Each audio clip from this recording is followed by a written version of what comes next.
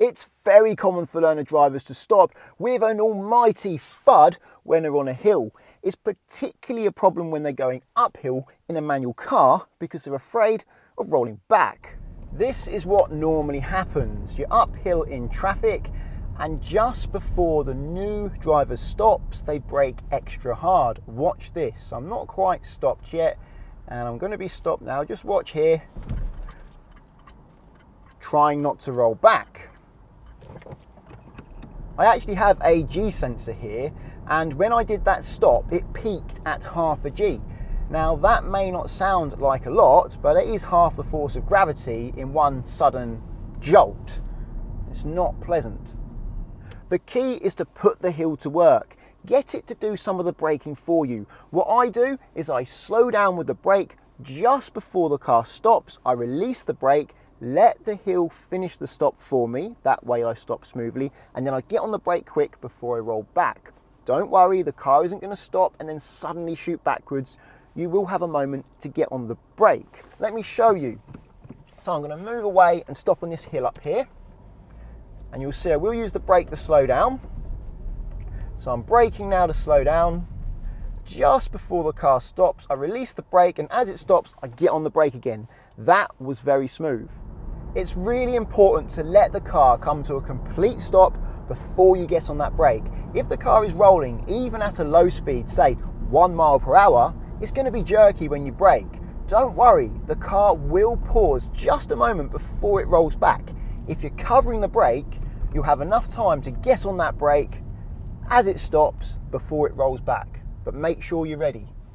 Believe it or not, stopping smoothly downhill is actually more challenging than stopping smoothly uphill. Learners don't worry about stopping downhill because they're going to roll forwards, and rolling forwards doesn't seem like much of a concern. But when they're going to roll back, that makes them panic, quite rightly so, because something could be behind them and they're less aware of what's behind them than what's in front of them.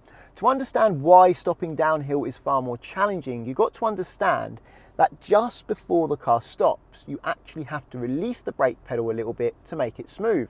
I call it the chauffeur stop, and I have a video all about it in the top right hand corner of your screen. However, I'm going to demonstrate that now, and you can use this thing, look at this thing, to see how much it sways, to compare the two stops. The first stop is going to be when I press the brake and do not release the brake pedal at the end.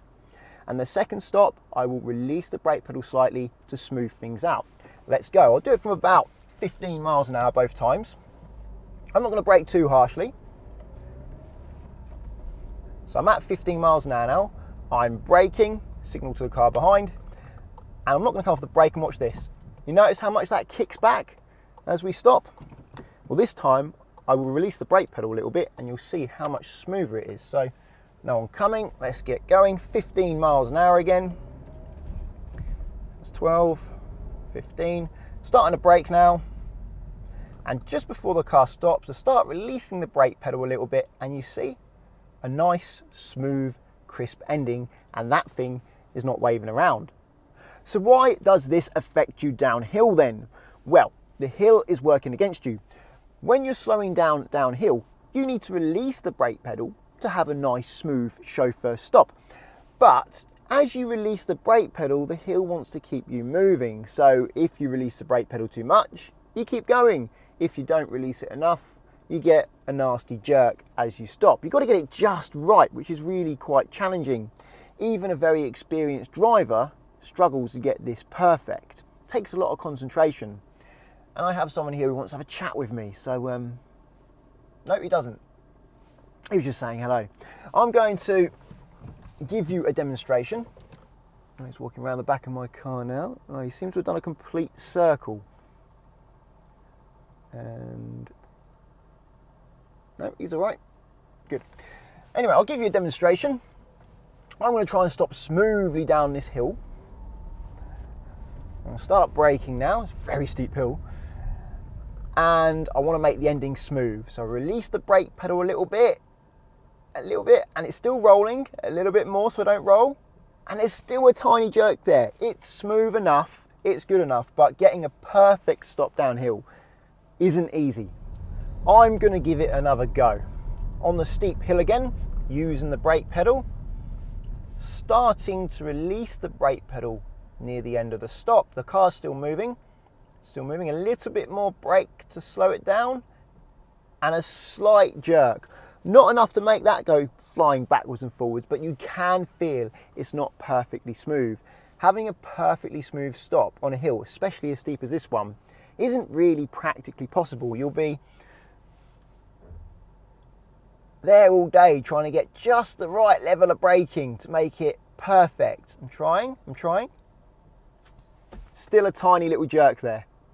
If your braking isn't perfectly smooth on the test, don't worry. The driving examiners aren't expecting a seriously high level of driving skill from you. As long as it's not unpleasant to the passengers, you should be okay. If you find the video helpful, please give it a thumbs up. Check out Collingwood and Confused in the description. Collingwood are great if you're learning to drive and want to insure yourself on somebody else's car to help you practice, because you can do so without affecting their policy. And at the moment, via the link in the description, there's up to 35% off and a £20 Amazon gift card. If you're insuring your own car, I recommend checking out confused.com as well, link in the description, because with confused.com, you fill out one quote form and get loads of quotes back from different insurers to compare the price, and you can change the car on that quote as many times as you like to see how much it costs to insure different cars. Using the links doesn't cost you anything, but it does support the channel, so I really appreciate that. Check out Facebook and Instagram if you wish as well, they're both Conquer Driving, and subscribe to get my future videos. And until the next one, cheerio.